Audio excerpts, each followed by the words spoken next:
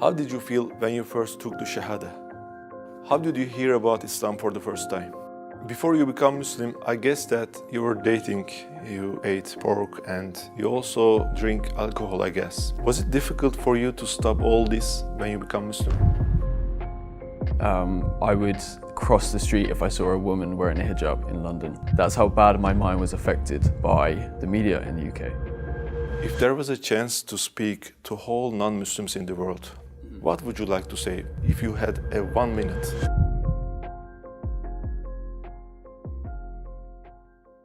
Who is Jay? Sure. I'm Jay, I'm from the UK. I'm 25 from a tiny town in the southwest of England. I'm a travel blogger and I share my journey of traveling all over the world on my YouTube channel.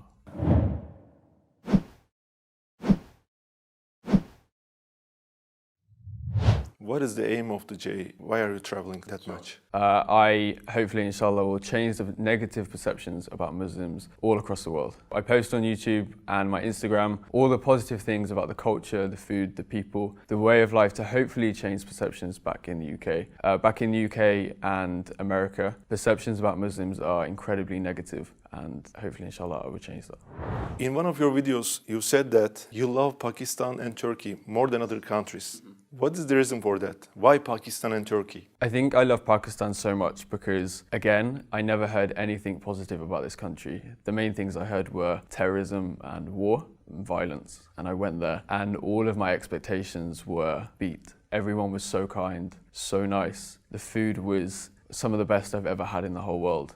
And I felt such genuine love from these people. And the same with Turkey. Those two countries are my favourite because of the people, the food and the culture. I could talk about the mosques. I love the mosques here. I feel incredible here. And I took my Shahada in the Süleymaniye Mosque in Istanbul. MashaAllah. So I think that's why I have such a connection to these two countries, especially Turkey, because Istanbul changed my life. It's where I took my Shahada, it's where I made the best decision of my life. Instead of eating cornflakes in United States or United Kingdom, Yes. you prefer to eat kebab in Turkey. Yes, evet. What is the thing that you like most in Turkey, except kebab? Okay, that's pretty difficult for me to answer. The culture is some of the most incredible I've ever seen in the world. The history, the way of life here is just incredible, and the people are some of the kindest, and like you said before, the food is some of the best in the world. What's your favorite? Favorite food? Menemen, probably. Menemen? Yeah. I was expecting döner, Adana, Urfa. No, menemen. I've said that for the past 2 years, I think. Menemen is my favorite. Menemen is something that everyone can do. So have you called your mother and say, just mix egg with pepper? Did you say? I've actually made it for her. Yeah. Not last year, the year before. And she loved it. Great. What was the most interesting thing that you have shocked when you visited those countries? Pakistan, Mexico, Turkey, Egypt. Start with Mexico, right? Sure. Mexico is completely different to any of the other countries I've been to. Muslims are not widely shown in the media or even on the streets. I only managed to visit one mosque when I was in Mexico City. So the thing that was the strangest for me in Mexico was not being able to meet so many Muslims. In Egypt, Pakistan, Turkey, United Arab Emirates, they are everywhere, and I've made some of the best friends here. How did you hear about Islam for the first time? That goes back probably 20 years, when we go back to the story of 9/11. The first time I heard about Islam in a very negative way. And if we're talking more of a positive thing, I learned about Islam probably 3 years ago from traveling, meeting these people, and then I really learned about Islam when I read the Quran last year during lockdown. How did you perceive Islam before you became a Muslim? Did you have any prejudice? Yes, I had very negative perceptions about Muslims. Especially, there was many attacks in the UK from extremists, and the media has a very good way of making that stereotype to 2 billion people when it's just a handful of bad people making those choices. I would cross the street if I saw a woman wearing a hijab in London. That's how bad my mind was affected by the media in the UK, because I didn't give myself the opportunity to really learn what Islam was about. And thankfully, over the past 3 years, I've really learned and discovered exactly what Islam is, and that's the religion of peace. What was the thing that made you interested in Islam? Originally, it was meeting the people when I travelled. I rarely travelled to Muslim majority countries, and I went to Istanbul, thankfully 4 years ago. And then I decided to actually go to Iraq in September 2019, and that completely changed my perceptions and made me want to research more about the positivity of Islam. I went to Iraq for the first time when I was 22, 23. So you met some good people who were Muslims? Yes. So you were interested in Islam? So I was interested, and then I gave myself the time to really research and discover the true Islam away from the media in the UK. How did you feel when you first took the Shahada? The most immense sense of happiness and peace. And I don't think I've come to a point where I've been so happy and so alive. It was the best feeling in the world. So before I entered the mosque, I was an atheist. My life didn't have much meaning. I didn't believe there was a creator. I thought after death, that was it. And once I entered the mosque and I took the Shahada and I took those words and I said those words, I was so happy and I felt like my life went from black and white to colour. It was the best feeling in the world. What was the reaction of the people around you? So happy. They were clapping, they were smiling. People inside the mosque were watching and they heard and they were clapping and it was so happy for me. What was the reaction, especially your family, your mom, your dad, your sister, your brother? Thankfully, I have the most supportive family and supportive friends in the world. So I told my sister first, originally. So I actually opened Snapchat. I was currently in Istanbul and I just directly messaged my sister first. I said I became Muslim and her reaction was so good. She then FaceTimed me and showed her elated happiness for me. I just can't understand why she's doing this. It's not a good, positive thing for them because the image of Islam is not good for them, I think. It's not good. So what's the reason that she becomes happy? Because she's seen my work, she's seen who I've met and she's heard my stories. And now I've taught them not to realise that the media is wrong. Like, the media is so wrong. They've now learnt to take my videos, my stories and my ideas as the truth rather than the media.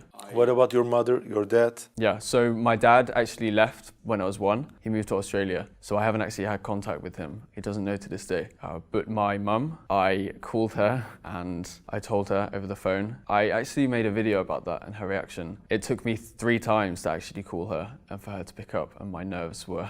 You couldn't say. I was struggling so hard, but I told her, and her exact words were something along the lines of, I'm smiling like a Cheshire cat, and Cheshire cats are very much known to be always happy, always chirpy, always funny, and that was her exact words actually, I'm smiling like a Cheshire cat. And from that day onwards, I have never had a bad word said. I've never had a bad idea said about Islam to me, and I'm very grateful that my friends and family were so happy and are still with me to this day, because it would have made my journey a lot harder if I didn't have them by my side with me.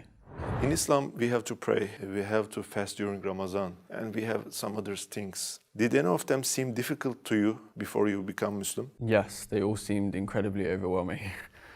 Especially as in the UK before I became a Muslim, I was on this journey alone. During lockdown, I couldn't see anyone, I couldn't practice with anyone. It was very difficult. Still to this day, I still get overwhelmed. But now, thankfully, after a lot of practice, a lot of work, I've got to the point where I can do anything with ease. How did you make that research? From internet? Which videos? Which speakers? Many YouTube videos, many stories that I've met from the people on the streets, and actually reading the Quran itself. Can I ask this question? If it's private, just pass it. Your family are atheists, so you're Muslim. What do you feel about them? Are you praying that they become Muslim someday? Are you telling the truths of Islam to them? Of course I am. Every single day I'm talking to my family. I wish though one day I could talk to my dad about the journey I've been on and talk to him about Islam and the real Islam, because I'm scared he still has perception about Islam, and one day I hope to change that. And I know thousands of people will watch this episode, and I hope they pray for my friends and family to hopefully find the beautiful journey of Islam one day in their life. Inshallah. Before you become Muslim, I guess that you were dating, you ate pork and you also drink alcohol, I guess. Was it difficult for you to stop all this when you become Muslim? So firstly, pork, I haven't eaten for a very long time, probably since I was 10. So that was not an issue, and I definitely don't miss it. Dating, I haven't had a girlfriend since I was 17. So dating for me doesn't work. Also, I don't have the time when I'm traveling. So even if I wanted to do it, I couldn't. And alcohol, I stopped drinking alcohol in 2019. So the year before I even became Muslim. What was the reason that you stopped drinking alcohol? I drank a lot at university. At university in the UK, it's very much a student culture to drink almost every day, have parties and celebrate reading one text paper. But yeah, I stopped after because it's not a healthy lifestyle. So I was also vegetarian for a year and a half actually, and thankfully I discovered halal meat, which I'm so thankful for, especially here in Turkey. The food is incredible. You have a YouTube account and Instagram account and you're popular. I guess that you have messages who wants to date with you. Am I right? Yes, every single day. What is your reaction to them? I don't reply or I block. Because people shouldn't be asking me that. And I also get messages from women and girls' mums, emails and Instagram messages and comments on YouTube asking me to marry their daughter, and I definitely do not reply to them. And also, I don't plan to get married in the near future, especially in the next 2 or 3 years. There's so much of this beautiful Muslim world that I have to discover and more incredible people I have to meet. So until I'm maybe 29 or 30, I do not plan on getting married. There's so much I need to discover, learn and explore. Why didn't you stay as an atheist and need to do some research about Islam? Sure. I'm a very inquisitive person. I think that's why I travel and that's why I want to learn. I had time and I studied international journalism for my master's degree, and I learned about the media and how they were completely wrong about Islam, and of course I took my inquisitiveness. So I've always been a very inquisitive person, someone always eager to learn about cultures, people, language all around the world. And during the coronavirus pandemic, I had a lot of time and I decided to put that time to good use and discover what makes the people I meet so kind, so loving and so peaceful. And that all came back to Islam. And that's when I decided to read the Quran, watch YouTube videos, learn more about Prophet Muhammad, peace be upon him, and everyone else. And it's been amazing. Who is Muhammad alayhi salatu wasalam for you? He's incredible, and I don't think I could find a better word for him. And I think everybody on this planet can learn a lot from him, and they could definitely put his life story into their own life and be a lot more loving, a lot more giving, and a lot more accepting. If there was a chance to speak to whole non-Muslims in the world, especially for the ones who have prejudice to Islam, what would you like to say if you had a 1 minute? Learn from your own personal experiences, not the media. Travel the world, travel to Muslim majority countries, and give yourself the opportunity and the time to speak to Muslims and learn about their journey, their stories and their life, because I promise it will never be what the media says. And also when you travel around the world and if you see any kind of negativity, just know that Islam is perfect and Muslims are not. We are very nice to meet you, brother. Thank you so much. Your journey, your story is very interesting. Inshallah, your aim is great. Inshallah, you will be succeeded, brother. Inshallah, I can keep doing this until the whole world finally has a positive view of Islam. Let's come to the hardest question that will make you sweaty. Coffee or tea? That's the hardest question you could ask me being in Turkey. Chai is my favorite here, but I love coffee. One Turkish coffee in the morning, sure, but the rest of the day. If you say coffee, there will be many dislikes in this video. I say chai. I say chai. That's okay. How did you find Sözler Köşkü? You seen our studio, our medrese. How did you find? Incredible. Everyone working here is so kind and the studio is phenomenal. Except that it's very hot. It's very, very hot. Too hot. Çok sıcak. Teşekkürler. What would you recommend to new Muslims or the people? Did I make an English pronunciation wrong and you're laughing at that? No, you keep laughing. This is a real serious problem, brother. You will understand me when you got married. Yeah.